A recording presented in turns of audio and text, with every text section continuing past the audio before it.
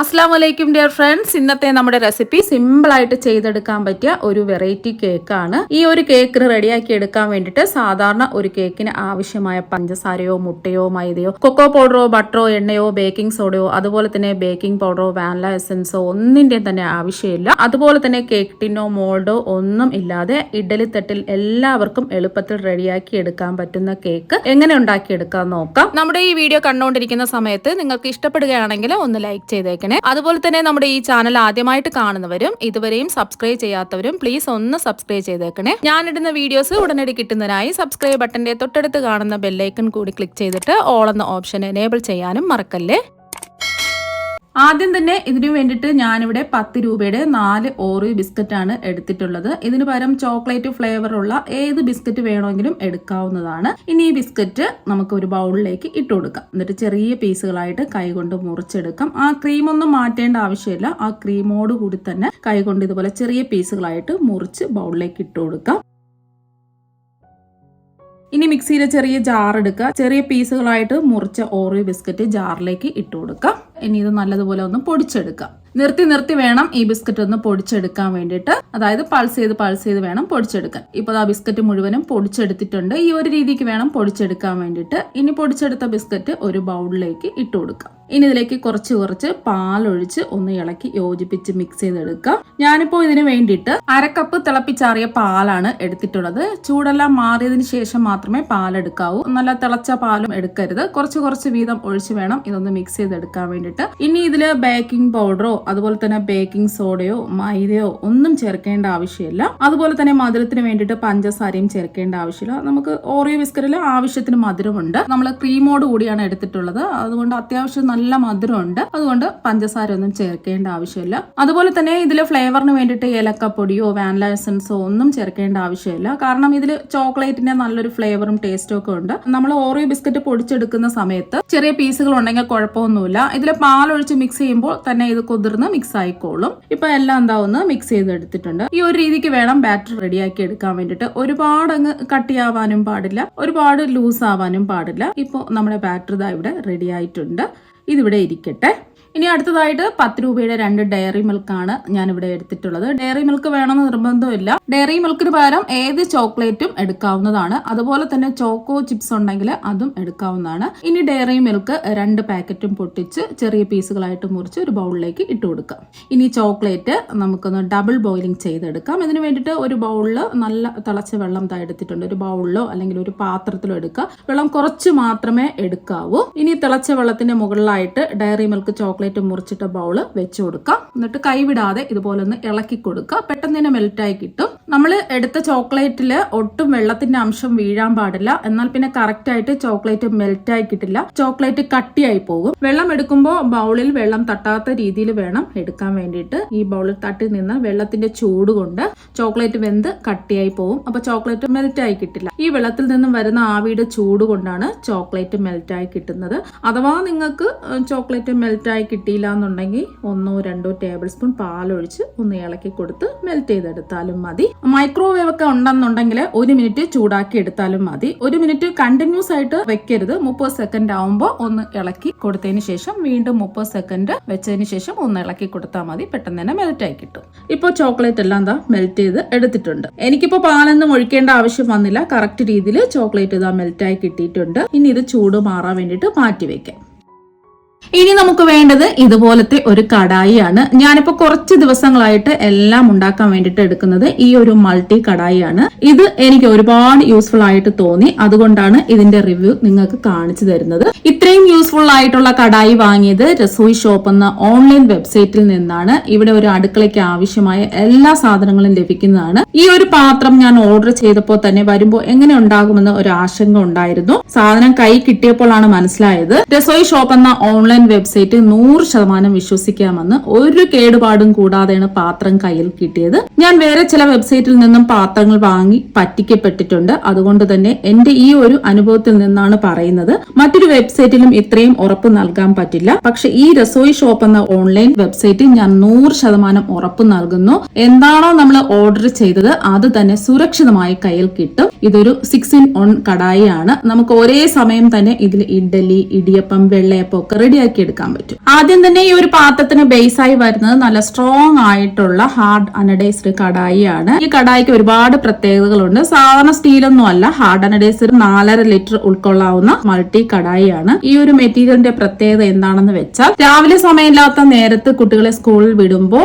ബ്രേക്ക്ഫാസ്റ്റും കറിയും ഒരേ സമയത്ത് ഉണ്ടാക്കിയെടുക്കാൻ പറ്റും. അപ്പൊ നമുക്ക് സമയവും ലാഭിക്കാം, ഗ്യാസും ലാഭിക്കാം. അത് മാത്രമല്ല, ഇത് സാധാരണ സ്റ്റീലിൽ ചെയ്യുന്നതിനേക്കാൾ വളരെ വേഗത്തിൽ പാകം ചെയ്തെടുക്കാൻ പറ്റും. ഏതുതരം ആഹാരമായാലും ഈസി ആയിട്ട് ഉണ്ടാക്കിയെടുക്കാം. അതിപ്പോ അച്ചാറോ ഇഞ്ചിപ്പുളിയോ ഉണ്ടാക്കിയാൽ പാത്രത്തിന് ഒരു പ്രശ്നവും ഉണ്ടാവില്ല. മാത്രമല്ല, ആഹാരത്തിന്റെ അസിഡിറ്റി ഈ പാത്രവുമായിട്ട് ഒരിക്കലും റിയാക്ട് ചെയ്യില്ല. അതുകൊണ്ട് തന്നെ 100% ഗുണമേന്മയില് ആഹാരം വിശ്വാസത്തോടെ കഴിക്കാം. ഈ ഒരു കടായിയുടെ ഹാൻഡിൽ ഹീറ്റ് റെസിസ്റ്റന്റ് ആണ്. അതായത് പാത്രം എത്ര ചൂടായാലും കൈപിടി ചൂടാവില്ല. അതുകൊണ്ട് തന്നെ നമുക്ക് എത്ര സമയം വേണമെങ്കിലും ഈസി ആയിട്ട് ആഹാരം ഉണ്ടാക്കിയെടുക്കാൻ പറ്റും. ഇപ്പൊ എല്ലാവരുടെയും വീട്ടില് നോൺ സ്റ്റിക് പാത്രങ്ങളാണ് ആഹാരം പാകം ചെയ്യാൻ എടുക്കുന്നത്. സ്ഥിരം നോൺ സ്റ്റിക് പാത്രങ്ങളിൽ ആഹാരം ഉണ്ടാക്കി കഴിക്കുന്നവർക്ക് ഒരുപാട് ആരോഗ്യ പ്രശ്നങ്ങൾ ഉണ്ടാകും. നോൺ സ്റ്റിക്കിനെയും അലുമിനിയം പാത്രങ്ങളെയും അപേക്ഷിച്ച് ഹാർഡ് അനഡൈസ്ഡ് മെറ്റീരിയൽ ഉള്ള പാത്രങ്ങൾ ഉപയോഗിക്കുന്നതാണ് നമുക്ക് ആരോഗ്യത്തിന് നല്ലത്. അങ്ങനെ ഒരു കടായിയാണ് ഇത്.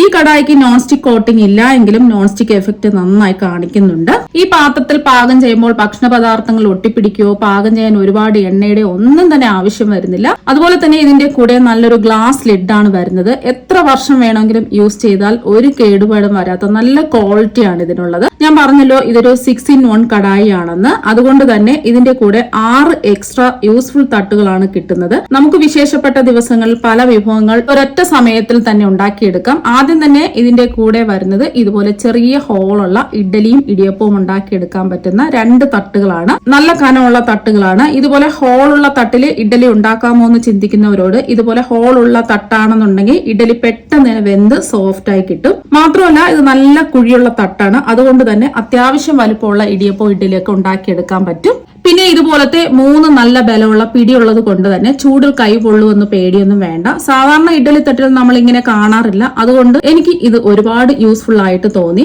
അടുത്തത് ഇതുപോലെ തന്നെ ഒരു തട്ടാണ്. ഇത് നമുക്ക് ഗസ്റ്റ് ഒക്കെ വരുമ്പോൾ അല്ലെങ്കിൽ വിശേഷപ്പെട്ട ദിവസങ്ങളിൽ കിണ്ണത്തപ്പം, വെള്ളയപ്പം ഒക്കെ ഒരേ സമയത്ത് ഉണ്ടാക്കിയെടുക്കാൻ പറ്റും. വെള്ളയപ്പവും കിണ്ണത്തപ്പം ഒക്കെ ഉണ്ടാക്കാൻ വേണ്ടിയിട്ട് സാധാരണ നമ്മൾ വേറെ പ്ലേറ്റ് എടുത്ത് സ്റ്റീമറിൽ വെക്കാൻ പറ്റിയ സൈസ് ആണോ എന്നൊക്കെ നോക്കി എണ്ണയൊക്കെ തടവി വരുമ്പോൾ ഒരുപാട് സമയമാകും. അപ്പൊ നമുക്ക് ഇതുപോലെ ഒരു തട്ടുണ്ടെങ്കിൽ തിരക്ക് പിടിച്ച സമയങ്ങൾ വളരെ എളുപ്പത്തിൽ ഇത് ഉണ്ടാക്കിയെടുക്കാൻ പറ്റും.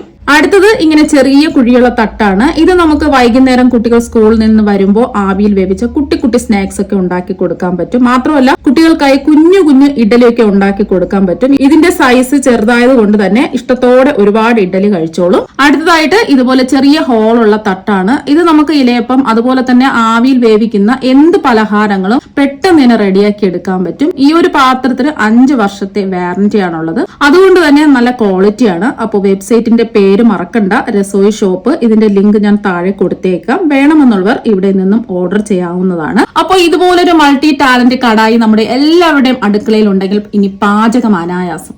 ഇനി kadai 3 minute low to medium flame വെച്ചിട്ട് പ്രീ ഹീറ്റ് ചെയ്തെടുക്കാം. ഇനി ഇതിന്റെ ഉള്ളിൽ സ്റ്റാൻഡൊന്നും വെക്കേണ്ട ആവശ്യമില്ല. ഇത് ബേക്ക് ചെയ്യാൻ വേണ്ടിയിട്ട് ഇതിന്റെ കൂടെ കിട്ടിയ ഇഡ്ഡലി തട്ടാണ് ഞാനിപ്പോൾ എടുത്തിട്ടുള്ളത്. ഇനി ഇഡ്ഡലി തട്ടിന്റെ എല്ലാ കുഴികളിലും കുറച്ച് എണ്ണ ഒന്ന് ബ്രഷ് ചെയ്ത് കൊടുക്കാം. ഒരുപാട് കോരി ഒഴിച്ച് ബ്രഷ് ചെയ്ത് കൊടുക്കേണ്ട ആവശ്യമൊന്നുമില്ല. ജസ്റ്റ് ഒന്ന് എല്ലാ കുഴികളിലും എണ്ണ ഒന്ന് ബ്രഷ് ചെയ്ത് കൊടുത്താൽ മതിയാവും. എണ്ണയ്ക്ക് പകരം ബട്ടറോ അല്ലെങ്കിൽ നെയ്യോ എന്തെങ്കിലും ചെറിയ രീതിയിൽ ഒന്ന് ബ്രഷ് ചെയ്ത് കൊടുത്താൽ മതി. ഇത് പെട്ടെന്ന് ഇളകി കിട്ടാൻ വേണ്ടിയിട്ടാണ് എണ്ണ ഒന്ന് ബ്രഷ് ചെയ്ത് കൊടുക്കുന്നത്. ഇനി നമ്മൾ മിക്സ് ചെയ്ത് വെച്ചിരിക്കുന്ന ബാറ്റർ എല്ലാ കുഴികളിലും കുറച്ച് വീതം ഒഴിച്ചു കൊടുക്കാം. ഒരുപാട് ഒഴിക്കരുത്. 1 ടേബിൾ സ്പൂൺ വീതം ഒഴിച്ചു കൊടുത്താൽ മതി. അപ്പൊ സ്പൂണിൽ ഒഴിക്കോ അല്ലെങ്കിൽ ഇതുപോലത്തെ കവറിൽ ബാറ്റർ നിറച്ചിട്ട് ഇതിൽ ഒഴിക്കുകയോ ചെയ്യാം. അപ്പൊ എല്ലാ കുഴികളിലും ബാറ്റർ ഇതാ ഒഴിച്ചു കൊടുത്തിട്ടുണ്ട്. ഇനി നമ്മൾ മെൽറ്റ് ചെയ്ത് വെച്ചിരിക്കുന്ന ചോക്ലേറ്റ് ഞാനിപ്പോ ഒഴിച്ചു കൊടുക്കാൻ എളുപ്പത്തിന് വേണ്ടിയിട്ട് ഒരു കവറിൽ നിറച്ചിട്ടുണ്ട്. ഇതിൽ നിന്നും 1/2 ടീസ്പൂൺ വീതം ചോക്ലേറ്റ് എല്ലാ കുഴികളിലും ഒഴിച്ചു കൊടുക്കാം. സ്പൂണിലാണെന്നുണ്ടെങ്കിൽ 1/2 ടീസ്പൂൺ എടുത്ത് ഒഴിച്ചു കൊടുത്താൽ മതിയാവും. ഇതിന്റെ നടുഭാഗത്ത് ഇങ്ങനെ ഒഴിച്ചു കൊടുക്കാം. അപ്പൊ ഒഴിച്ചു കൊടുക്കാൻ എളുപ്പത്തിന് വേണ്ടിയിട്ടാണ് ഞാൻ ബാറ്ററും ചോക്ലേറ്റും മെൽറ്റ് ചെയ്തും കവറിൽ എടുത്തിട്ടുള്ളത്. അപ്പൊ കവറില്ലാന്നുണ്ടെങ്കിൽ സ്പൂണിൽ ഒഴിച്ചു കൊടുത്താലും മതിയാവും. ഇനി ഇതിന്റെ മുകളിലായിട്ട്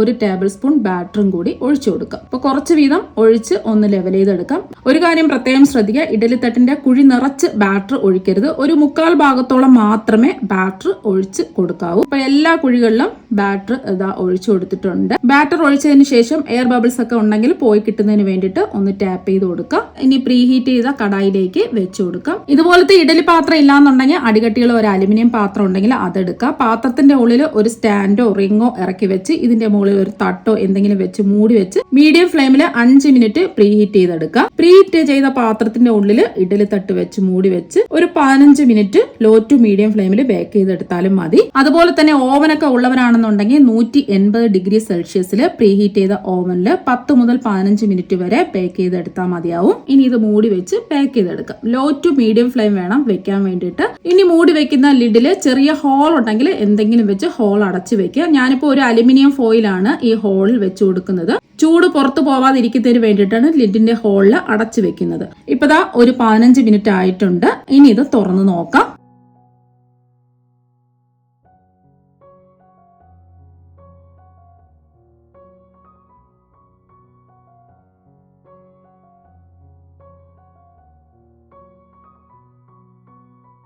ഇപ്പൊ ഇതിന്റെ ചൂട് ചെറുതായിട്ടൊന്ന് മാറിയിട്ടുണ്ട്. ഇനി ഇഡലി തട്ടിൽ നിന്നും ഇത് ഇളക്കിയെടുക്കാം. ഇപ്പൊ കണ്ടില്ലേ, തട്ടിലൊന്നും ഒട്ടിപ്പിടിച്ചിട്ടില്ല. കറക്റ്റ് ആയിട്ട് ഇത് ബേക്കായി കിട്ടിയിട്ടുണ്ട്. അപ്പൊ നല്ല പഞ്ഞ് പോലെ സോഫ്റ്റ് ആയിട്ടിരിപ്പുണ്ട്. ഇനി ഇതൊന്ന് മുറിച്ചും കൂടി കാണിച്ചു തരാം. മുറിക്കുമ്പോൾ തന്നെ ചോക്ലേറ്റ് ഒക്കെ അകത്ത് മെൽറ്റ് ആയിട്ടിരിക്കുന്നത് കാണാം. നല്ല സോഫ്റ്റ് ആണ്. വായിലിട്ടാൽ തന്നെ അലിഞ്ഞിറങ്ങും. അത്രയ്ക്ക് നല്ല സോഫ്റ്റും അടിപൊളി ടേസ്റ്റും ആണ്. ഒരിക്കൽ ഉണ്ടാക്കി നോക്കിയാൽ വീണ്ടും വീണ്ടും ഉണ്ടാക്കി കഴിക്കാൻ തോന്നും. അപ്പൊ നിങ്ങൾ എല്ലാവരും ഇതുപോലെ ഒരു പ്രാവശ്യം ഒന്ന് ട്രൈ ചെയ്ത് നോക്കുക. തീർച്ചയായും നിങ്ങൾക്ക് എല്ലാവർക്കും ഇഷ്ടപ്പെടും. അപ്പൊ നമുക്ക് മറ്റൊരു വെറൈറ്റി ഡിഷുമായിട്ട് വീണ്ടും കാണാം. താങ്ക്